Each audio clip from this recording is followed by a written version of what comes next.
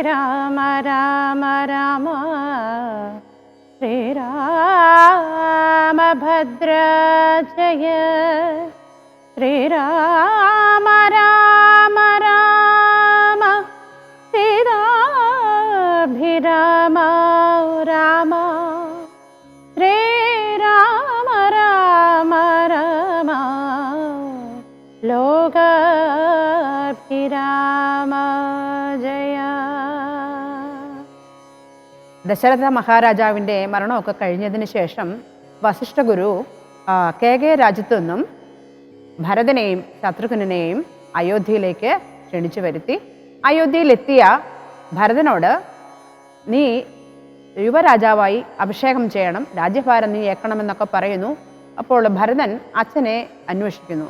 അപ്പോൾ ആ സമയത്ത് കൈകേയി മാതാവ് അച്ഛൻ മരിച്ചുപോയ വിവരം ഭരതനോട് പറയുന്നു. ഇത് കേട്ട് ഭരതൻ മോഹാലസ്യപ്പെട്ട് വീഴുന്നു. അതിനുശേഷം കൈകേയി വീണ്ടും ഭരതനോട് പറയുകയാണ്, നിന്റെ ചാബല്യങ്ങളൊക്കെ കളഞ്ഞിട്ട് നീ രാജ്യഭാരം കൈയേൽക്കണം. അപ്പോൾ ഭരതൻ വളരെ കോപിഷ്ഠനായിട്ട് കൈകേയി മാതാവിനോട് എതിർത്ത് സംസാരിക്കുന്നു, സ്വയം മരിക്കാൻ തയ്യാറാകുന്നു. ഈ ബഹളങ്ങളൊക്കെ കേട്ടിട്ട് വസിഷ്ഠമുനി അങ്ങോട്ട് വന്ന് വസിഷ്ഠമുനി ഭരതനെ ഉപദേശിക്കുകയാണ്. സത്യസ്വരൂപൻ സകല ജഗന്മയൻ മൃത്യുജന്മാദിഹീനൻ ജഗത്കാരണൻ ദേഹമത്യർത്ഥം ജഡം ക്ഷണഭംഗുരം മോഹൈകകാരണം മുക്തിവിരോധകം ശുദ്ധിവിഹീനം പവിത്രമല്ലൊട്ടുമേ ചിത്തേ വിചാരിച്ചു കണ്ടാലൊരിക്കലൂ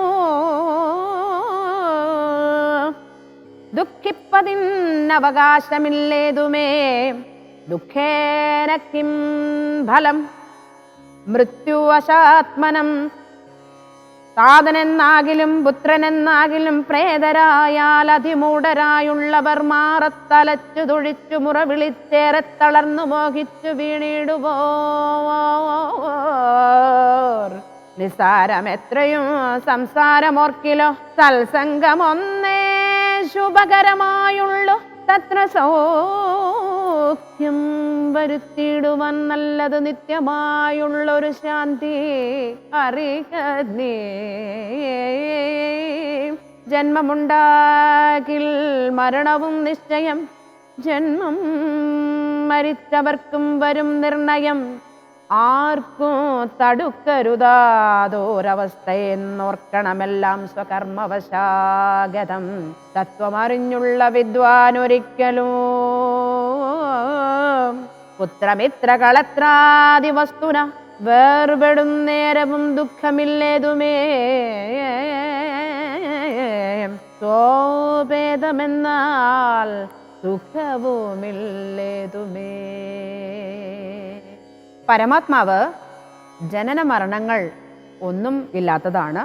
ശരീരം നഷ്ടപ്പെടുന്നതിൽ ദുഃഖിക്കുന്നത് കൊണ്ട് ഒരു കാര്യവുമില്ല. മരണത്തിൽ ദുഃഖിക്കുന്നവർ അറിവില്ലാത്തവരാണ്. നിസ്സാരമായ സംസാര സാഗരത്തിൽ നിന്നുള്ള ഒരു മോചനം മാത്രമാണ് നമ്മളുടെ മരണം. അത് നിത്യശാന്തിക്കുള്ള ആധാരമാണ്. കർമ്മഫലം ആർക്കും തടുക്കാവുന്നതല്ല. ഇത് മനസ്സിലാക്കുന്നവര് പുത്രനോ മിത്രമോ കളത്രമോ ഒക്കെ മരിക്കുമ്പോൾ അതിൽ ദുഃഖിക്കുകയോ ഇതൊക്കെ തൻ്റേതാകുമ്പോൾ അതിൽ സന്തോഷിക്കുകയോ ചെയ്യാറില്ല എന്ന് വസിഷ്ഠ ഗുരു ഭരതനെ ഉപദേശിക്കുകയാണ്. എന്നരുൾ ചെയ്ത വസിഷ്ഠ മുനിയോട് നന്നായി തൊഴുതുണർത്തിച്ചു ഭരതനും ഇന്നടിയനു രാജ്യം കൊണ്ടു കിം ഫലം മന്നവനാകുന്നതും മമ പൂർവിജൻ ഞങ്ങളവനുടെ കിങ്കരന്മാരത്രേ നിങ്ങളിതെല്ലാം അറിഞ്ഞല്ലോ മേവുന്നു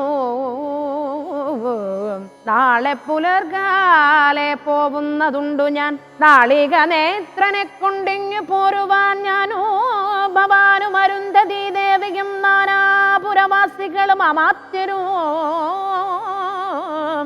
ആനാത്തേര് കാലാള് കുതിരപ്പടയോടും ആനക ശങ്കപടഹവാദ്യത്തോടും സോദര ഭൂസുര താപസസാമന്തമേദിനി പാലക വൈശ്യ ശൂദ്രാദിയും സാദരമാശു കൈകേയി ഒഴിഞ്ഞുള്ള മാതൃജനങ്ങളുമായിട്ടു പോകണം. രാമനിങ്ങാഗമിച്ചിടുവോളം ഞങ്ങൾ ഭൂമിയിൽ തന്നെ ശയിക്കുന്നതേയുള്ളൂ.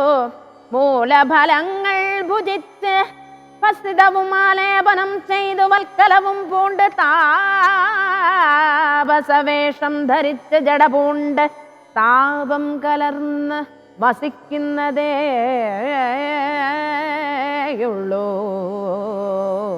ഇത്തം ഭരതൻ പറഞ്ഞത് കേട്ടവരെത്രയും നന്നെന്നു ചൊല്ലിടിനാർ. ചിത്തേ നിനക്കിതു തോന്നിയത് അത്ഭുതം, ഉത്തമന്മാരിൽ അത്യുത്തമനല്ലോ നീ. വസിഷ്ഠനോട് ഭരതൻ പറയുകയാണ്, രാജ്യം കൊണ്ട് എനിക്ക് എന്താണ് പ്രയോജനം? രാമനാണ് ഇവിടെ രാജാവാകേണ്ടത്. രാമനെ തിരികെ കൊണ്ടുവരാൻ നാളെ ഞാൻ പുറപ്പെടുകയാണ്.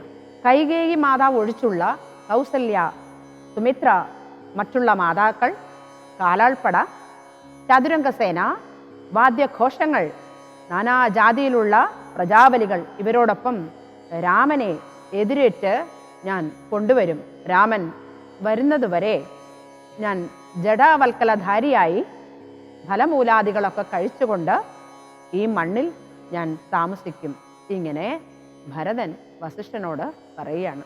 സർവ സന്നാഹങ്ങളോടും കൂടി ഭരതൻ രാമനെ കാണാൻ യാത്രയാകുകയാണ്. ശൃംഗിവേരാധിപനായ ഗുഹൻ ഇവരെ കണ്ടപ്പോൾ തടുത്തു നിർത്തി. പക്ഷേ രാമൻ്റെ അനുജനാണെന്ന് പറഞ്ഞപ്പോൾ അവരെ സഹായിച്ചു. എൻ്റെ ജ്യേഷ്ഠൻ എവിടെയാണ് എന്ന് ഭരതൻ ചോദിക്കുന്നു. അവർ ചിത്രകൂടത്തിലുണ്ട്, ഞാൻ വഴി കാട്ടിത്തരാമെന്ന് പറഞ്ഞ് ഗുഹൻ അവരെ വഴി കാട്ടുന്നു. വളരെ അകല ദൃശ്യമായ ഭരദ്വാജ ആശ്രമത്തിലേക്കാണ് പിന്നീട് അവർ പോകുന്നത്. ഭരദ്വാജ മഹർഷിയെയൊക്കെ നമസ്കരിച്ചിട്ട് അന്ന് രാത്രി അവിടെ ചിലവഴിച്ച് പിറ്റേ ദിവസം ഭരതനും പരിവാരങ്ങളും ചിത്രകൂടാചലത്തിലേക്ക് യാത്രയായി. ഭരതനും പരിവാരങ്ങളും ഭരദ്വാജ ആശ്രമമൊക്കെ കടന്ന് ചിത്രകൂടത്തിലേക്ക് എത്തുന്നതാണ് അടുത്ത സന്ദർഭം. ശ്രീരാമചന്ദ്ര കൃപാലു ഭജമന ഹരണ ഭാവഭയദാരുണം നവകാഞ്ചലോചന പഞ്ചമുഖകര പഞ്ചപാദ